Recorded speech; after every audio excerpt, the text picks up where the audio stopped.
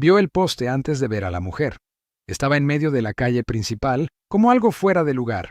Una tosca viga de pino clavada en la tierra compacta, en un ángulo que indicaba que la habían puesto allí a toda prisa y con un propósito. Postes como ese no aparecen en medio de las calles por casualidad. Postes como ese son mensajes. Scout redujo la velocidad hasta detenerse a las afueras del pueblo, y el desconocido se sentó en la silla de montar y leyó el mensaje. Estaba atada con una cuerda alrededor de ambas muñecas, con los brazos extendidos de tal manera que su cuerpo colgaba hacia adelante, soportando todo su peso.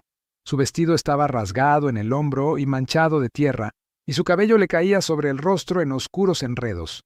No estaba inconsciente, pero tampoco completamente consciente. Se encontraba en un estado intermedio entre la vigilia y ese estado en el que la gente llega cuando el dolor se convierte en un paisaje del que no pueden escapar. Tenía los pies descalzos, sus dedos apenas tocaban el suelo, lo que significaba que la cuerda soportaba la mayor parte de su peso. Llevaba allí horas. El pueblo se llamaba Dalton. Había oído el nombre una vez en una parada de agua a 50 kilómetros al sur, pronunciado por un hombre que lo decía como quien pronuncia el nombre de un lugar que antes amaba y ahora evita. Una calle, 20 edificios, una iglesia sin campana y una cárcel sin sheriff. Los edificios estaban blanqueados por el sol y desgastados por el viento, y se alineaban a lo largo de la calle como espectadores de algo que nadie quería ver, pero de lo que nadie podía apartar la mirada. 6 hombres rodeaban el puesto. No estaban juntos, estaban dispersos. 3 a un lado de la calle, 3 al otro, dispuestos como suelen hacerlo los hombres cuando quieren dejar claro que toda la calle les pertenece. Estaban armados, estaban relajados, tenían la postura despreocupada de quienes ya habían hecho esto antes y no esperaban interrupciones. El desconocido desmontó, ató a Scout a una barandilla en las afueras del pueblo, y el caballo comenzó su evaluación, con las orejas hacia adelante y las fosas nasales dilatadas, leyendo la calle como siempre lo hacía, catalogando las amenazas por distancia y posición, y la forma en que los hombres se comportan cuando están listos para usar las manos. Las orejas de Scout se aplanaron una vez, lo que significaba que había contado las armas y no le gustaba el total. El desconocido caminó por el medio de la calle hacia el poste. Solo se oían sus botas. El pueblo estaba en silencio, como suelen estarlo los pueblos cuando el sonido mismo se ha vuelto peligroso, cuando incluso una tos detrás de una ventana puede llamar la atención de forma indeseada. Uno de los hombres dio un paso al frente, alto, delgado, vestía un chaleco negro sobre una camisa sucia, con un rostro que alguna vez fue apuesto antes de que algo en sus ojos lo corrompiera desde adentro. Tenía la apariencia de un hombre al mando y la postura de alguien que disfrutaba más de estar al mando que del trabajo en sí. Ya es suficiente, amigo. El desconocido se detuvo, miró a la mujer en el poste, luego al hombre del chaleco negro, después a los otros 5, uno por uno, como quien cuenta cartas antes de decidir si jugar la mano. ¿Quién es ella?, preguntó el desconocido. No te incumbe quién es ella. Rachel Dunn tomó una decisión y ahora vive con las consecuencias. El señor Whitcomb le hizo una oferta justa por su terreno, ella la rechazó y luego fue a la capital del condado e intentó presentar una queja. Fue una decisión equivocada. Sonrió como lo hacen los hombres cuando creen que la crueldad es sinónimo de fortaleza. Seguirá en ese puesto hasta que firme la escritura o hasta que nos cansemos de mirar. Da igual. El desconocido miró a la mujer. Rachel. Tenía los ojos apenas abiertos, y entre la cortina de su cabello se asomaba su rostro. No habló, no suplicó. Simplemente lo miró con la mirada firme de una mujer que ya había decidido que no firmaría nada, pasara lo que pasara, y esa mirada era solo para ver si el desconocido lo entendía. Él lo entendió. «Suéltala», dijo el desconocido. El hombre del chaleco negro se rió. No era una risa sincera. Era el sonido que hacen los hombres cuando quieren que sepas que tus palabras no importan. Debes ser nuevo en la zona. Este es territorio de Whitcomb. Lo ha sido durante 2 años. La mujer se queda donde está y tú vuelves a montar a caballo y te marchas por donde viniste. Esa es la mejor oferta que vas a recibir hoy. Dije que la dejaran en libertad. Algo cambió. Los otros 5 hombres ajustaron sus posiciones como el agua se ajusta alrededor de una roca. Acercaron las manos a sus cinturones. El peso se desplazó hacia atrás. La calle se estrechó sin que nadie se moviera.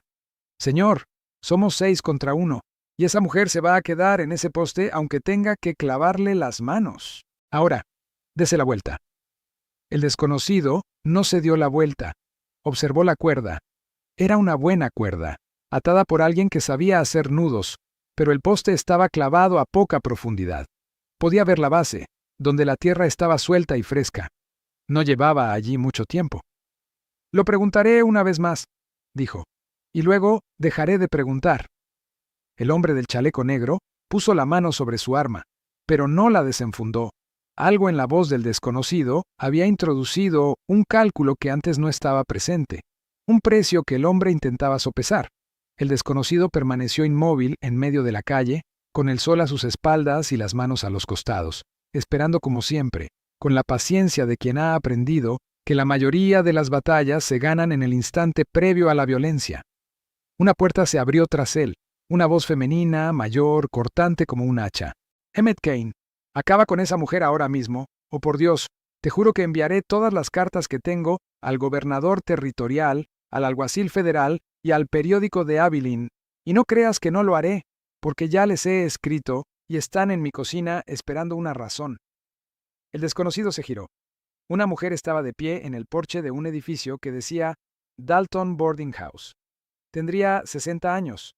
Era menuda y de carácter firme, con el pelo blanco recogido tan tirante que parecía acentuar la autoridad en su rostro.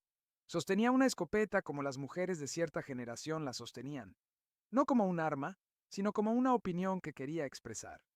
Señora Calloway, dijo Kane, cambiando su voz de amenaza a irritación. Esto no le incumbe. Todo lo que pasa en esta calle me afecta. Llevo 37 años viviendo aquí. Estaba aquí antes de Whitcomb y seguiré aquí después. Ahora, que la derriben. Kane no la atacó, pero la interrupción había tenido un efecto. Había roto el silencio. Se abrieron otras puertas. Un hombre apareció en la puerta de la tienda de piensos. Otro salió al porche de la tienda de telas. Un anciano salió de la caballeriza y se quedó de pie con los brazos cruzados, observando. El pueblo se desmoronaba poco a poco, como el agua que se filtra por una represa que ha retenido demasiado tiempo. El desconocido aprovechó el momento. Caminó hacia el poste mientras la atención de Kane estaba dividida entre la señora Calloway y las puertas que se abrían, sacó el cuchillo del cinturón y cortó las cuerdas. Rachel Dunn cayó hacia adelante y él la atrapó. No pesaba nada. Estaba delgada y exhausta, y sus muñecas estaban en carne viva y sangrando por las horas que había estado colgada de la cuerda. Cuando la levantó, emitió un sonido que no era una palabra, pero que se parecía más a una que cualquier cosa que probablemente hubiera dicho en todo el día. La llevó en brazos hasta la pensión. La señora Calloway le abrió la puerta. Kane y sus hombres estaban en la calle observando 6 hombres armados que habían sido derrotados por una anciana con una escopeta y un desconocido con un cuchillo, y no habían disparado ni un solo tiro porque el pueblo estaba observando y las balas frente a testigos son muy diferentes a una soga atada a un poste en una calle silenciosa. Dentro, la señora Calloway lo condujo a una cama en una habitación trasera. Rachel permaneció inmóvil mientras la anciana le limpiaba las muñecas con agua y se las envolvía con un paño limpio. El desconocido se quedó junto a la puerta, esperando. Ruth Calloway, dijo la anciana sin levantar la vista de su trabajo. Llevo regentando esta pensión desde que mi marido murió en el 68. He visto a 4 hombres intentar hacerse con el control de este pueblo y he sobrevivido a todos. Whitcomb es el peor porque es el más listo. Cuéntame sobre él. Orrin Whitcomb llegó hace 2 años de Denver con un abogado y capital. Primero compró la compañía de transporte, luego la tienda general, después el molino. Luego compró el pagaré del banco a través de una empresa en Kansas City y una vez que tuvo el banco, empezó con el mismo juego de siempre, cobrar los pagarés antes de tiempo, forzar las ventas y comprar la tierra por una miseria. Terminó de vendar las muñecas de Rachel y se enderezó. El marido de Rachel, Samuel, era dueño de 300 hectáreas de los mejores pastos del valle. Samuel murió de fiebre el invierno pasado. Whitcomb se instaló en el rancho al cabo de un mes. Rachel le dijo que no. Le dijo que no a su abogado. Le dijo que no a Emmett Kane. Cabalgó hasta la capital del condado y presentó una queja formal en la oficina de tierras. Fue entonces cuando la pusieron en el cargo. Rachel habló por primera vez. Su voz era ronca, desgastada por las horas de sol y silencio. El testamento de Samuel me dejó el rancho. La escritura está a mi nombre.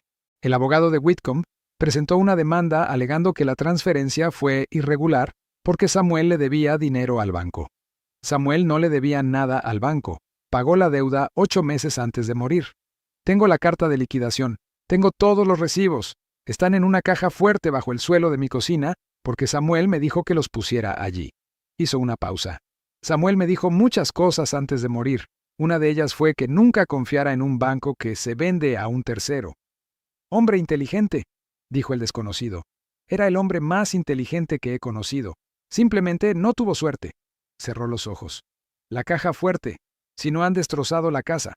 ¿Dónde está el rancho? 4 millas al sur. La casa está al final del camino del valle. Samuel la construyó él mismo, de tablillas blancas, contraventanas verdes, un porche orientado al este para que pudiéramos ver el amanecer. Su voz se quebró en la última palabra. Abrió los ojos. Si la casa sigue en pie, la caja fuerte está debajo del piso de la cocina, a la tercera tabla de la estufa. Se atasca cuando hay humedad. Hay que levantarla en ángulo. El desconocido miró a la señora Calloway. ¿Qué más debería saber? Whitcomb tiene 8 hombres en total. Kane los dirige, 6 están hoy en la calle, 2 más en el molino. El abogado de Whitcomb es un hombre llamado Pruitt que trabaja en una habitación encima del banco. Pruitt presenta las demandas y un juez llamado Harlan, en la capital del condado, las sella, sin hacer preguntas, la escritura a nombre de Rachel, transferida tras la muerte de Samuel según su testamento, archivada y notariada. La carta de satisfacción del banco, a nombre de Samuel Dunn, fechada 8 meses antes de su muerte, que confirmaba que el pagaré estaba totalmente saldado. Todos los recibos de todos los pagos de los últimos 6 años. Todas las cartas del banco que reconocían esos pagos. Samuel había guardado los registros como un hombre que sabe que el mundo está lleno de gente que intentará arrebatarle lo que es suyo, es decir, de forma completa y sin lagunas. La caja fuerte era el testimonio de un hombre muerto, organizado y etiquetado con una letra firme y segura. Cotejó los documentos de Dunn con las cartas de la señora Calloway. El patrón era idéntico en todos los casos. Whitcomb reclamaba los pagarés vigentes. Pruitt presentaba reclamaciones basadas en deudas inexistentes. Harlan las sellaba. Toda la operación se basaba en la suposición de que las personas dispersas y desposeídas jamás compararían registros. La señora Calloway los había obligado a compararlos, desde la mesa de su cocina, con sellos que compraba en la tienda de Whitcomb. El hombre le había vendido los sellos que ella usó para desmantelar su imperio. Regresó a la ciudad al anochecer, con la caja fuerte detrás de la silla de montar y el plan bien grabado en la mente. 2 años de fraude, 17 familias, 11 con documentos, todos apuntando a los mismos 3 nombres: Whitcomb, Pruitt y Harlan. A las 7 en punto, envió 4 telegramas desde la oficina de carga. El operador era un joven nervioso que trabajaba para Whitcomb y no quería enviarlos. No dejaba de mirar la puerta como si esperara que Kane entrara. El desconocido le explicó las sanciones federales por negarse a transmitir comunicaciones oficiales y el joven las envió. Le temblaban los dedos sobre el teclado, pero los mensajes llegaron. Oficina Federal de Tierras, Alguacil Territorial, Secretario de Archivos del Condado, y el cuarto al editor del Abilene Register, porque una noticia sobre una mujer atada a un poste en una calle pública suele acelerar la justicia de una manera que los canales oficiales a veces no logran. Lo había aprendido en un pueblo a 500 kilómetros al sur, donde una noticia en un periódico había perjudicado más a un terrateniente en una semana que una investigación federal en 6 meses. A las 9 en punto, entró en el salón donde Whitcomb era el anfitrión. El hombre estaba sentado en una cabina al fondo con Pruitt a su lado, un hombre delgado con los dedos manchados de tinta y la postura ansiosa de quien sabe que los documentos que ha estado archivando no sobrevivirían a un examen. Kane estaba en la barra con 3 de sus hombres. Los demás estaban dispersos por la sala. El desconocido colocó las copias de los documentos sobre la mesa de Whitcomb. La carta de satisfacción, los registros de pago, 3 cartas de respuesta de la señora Calloway que mostraban el mismo patrón en varias propiedades, y una copia de la solicitud de Pruitt sobre el rancho Dunn, junto a la carta del propio banco que confirmaba que el pagaré se había pagado en su totalidad 8 meses antes de que Pruitt alegara que estaba en mora. El pagaré de Samuel Dunn fue pagado, dijo el desconocido. Su propio banco lo confirmó. Pruitt presentó la reclamación a sabiendas de que era un fraude. El juez Harlan la aprobó a sabiendas de que era un fraude. Y una mujer de este pueblo lleva 2 años recopilando documentos de todas las familias que usted ha expulsado. 17 familias, 11 con registros. Todas muestran el mismo patrón. Hizo una pausa. Esta noche se enviaron 4 telegramas a la Oficina Federal de Tierras, al alguacil territorial, a los registros del condado y al Abilene Register. El periódico va a publicar una noticia sobre una mujer a la que usted ató a un poste en una calle pública. Esa noticia llegará al territorio casi al mismo tiempo que el alguacil. Pruitt se puso de pie. Su silla rozó el suelo. «Cooperaré», dijo, las palabras brotando como si las hubiera ensayado durante meses. «Tengo copias de todos los documentos, de todas las instrucciones, de todas las cartas de Whitcomb que me ordenan». «Siéntese», dijo Whitcomb. Pruitt no se sentó. Salió del salón con los pasos apresurados de un hombre que ha estado esperando permiso para huir y finalmente lo ha conseguido. Kane dejó su vaso sobre la barra. Observó a sus hombres. Los cálculos ya se estaban realizando en sus mentes. El desconocido podía verlo. El mismo cálculo que había visto hacer a hombres en una docena de pueblos el momento en que la paga deja de valer la pena. «Cargos federales», dijo Kane sin dirigirse a nadie en particular. «Por lo que nos paga». «Esas son las matemáticas», dijo el desconocido. Kane se marchó. Sus hombres lo siguieron, uno a uno, como eslabones que se desprenden de una cadena. El último en salir fue un muchacho joven que se detuvo en la puerta y miró a Whitcomb con la misma expresión con la que uno mira algo de lo que se alegra de alejarse. Whitcomb estaba sentado en su cabina, sin su abogado ni sus hombres, y con los documentos sobre la mesa demostrando que todo lo que había construido en 2 años se basaba en papel que no se sostendría. El salón estaba en silencio. El camarero observaba. 2 lugareños que habían entrado durante el enfrentamiento también observaban. La señora Calloway estaba de pie en la puerta con su escopeta apoyada en el hueco del brazo, observando. «¿Crees que esto cambia algo?», preguntó Whitcomb. Su voz era tranquila, pero se notaba la tensión. «Tengo contactos en Denver, en Kansas City, hombres con más dinero y más abogados de los que un alguacil territorial puede manejar. Tenías a una mujer atada a un poste en medio de una calle pública», dijo el desconocido. «Un periódico de Abilene va a publicar esa historia. Tus contactos en Denver la leerán durante el desayuno y lo primero que harán será asegurarse de que sus nombres no aparezcan cerca del tuyo. Así funcionan las cosas. El dinero protege el dinero, no protege la vergüenza». Las manos de Whitcomb se apoyaron firmemente sobre la mesa. El desconocido pudo ver el momento en que el cálculo terminó, el momento en que los números dejaron de sumar algo que justificara quedarse. «Tienes hasta mañana», dijo el desconocido. «El alguacil estará aquí esta semana. Te sugiero Denver. Está lo suficientemente lejos como para que la noticia no te siga, al menos por un tiempo». Whitcomb partió a medianoche. Cabalgó hacia el este, solo, en un caballo que probablemente nunca lo había llevado a ningún sitio sin escolta. El desconocido se quedó en la puerta del salón y lo observó marcharse. Scout, atado a la barandilla, siguió el rastro de los cascos del caballo hasta que se desvanecieron, y luego volvió a escuchar al desconocido, esperando la siguiente instrucción. El desconocido se dirigió a la pensión. Rachel estaba sentada en la cama, con las muñecas vendadas sobre el regazo. La señora Calloway estaba sentada a su lado, con el fajo de cartas sobre la mesa entre ellas. La lámpara estaba tenue, y la habitación era cálida y silenciosa. «Ya está hecho», dijo el desconocido. «Su escritura es legal. La carta de conformidad de Samuel y los registros de pago serán válidos. El alguacil necesitará la caja fuerte y las cartas de la señora Calloway». Rachel miró sus muñecas, luego al desconocido. «Me colgaron de ese poste al amanecer. Estuve allí 6 horas. El sol salió, se puso en lo alto y empezó a descender, y yo sentía cómo la cuerda se me clavaba más con cada hora que pasaba y nadie salía de sus casas». Hizo una pausa. «Y entonces todos salieron, de repente, y como si hubieran estado esperando una razón. Estaban esperando una razón. Tú fuiste la razón. La señora Calloway fue la razón. Ella fue la primera en salir. Los demás la siguieron». La señora Calloway emitió un sonido que podría haber sido una risa. Llevo 37 años causando problemas en esta calle. Hoy fue solo un martes más. Rachel lo miró. ¿A dónde irás? Norte. Podrías quedarte. El rancho es bastante grande.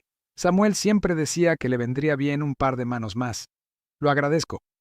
Ella sabía lo que eso significaba. Asintió una vez, como lo hacen quienes ya han aceptado una respuesta que no querían. Si vuelves a viajar al sur, el porche da al este. El café se sirve al amanecer. Se marchó antes del amanecer. Scout lo esperaba en la calle, señalando al norte, paciente como una brújula. El pueblo estaba oscuro y silencioso, pero era un silencio agradable, de esos que indican que la gente duerme porque puede, no porque se esconda. Pensó en Rachel, la que estaba en el correo, 6 horas bajo el sol con la soga cortándole las muñecas, y nunca pronunció la palabra que querían oír. Nunca firmó. Nunca se rindió. Pensó en la señora Calloway escribiendo 43 cartas en la mesa de la cocina, comprando sellos al hombre contra quien estaba reuniendo pruebas, paciente como una piedra. Pensó en Samuel Donne, muerto de fiebre, que tuvo la previsión de decirle a su esposa dónde esconder las pruebas y la sabiduría de saber que las necesitaría.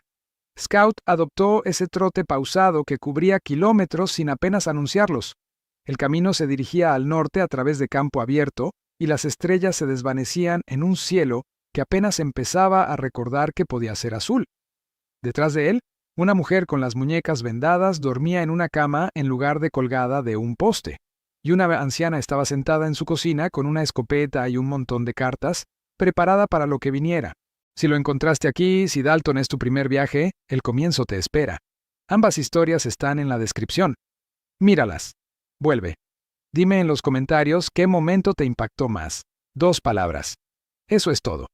Y si quieres saber a dónde nos lleva la historia, suscríbete. Nuevas historias cada semana. Nos vemos en el camino.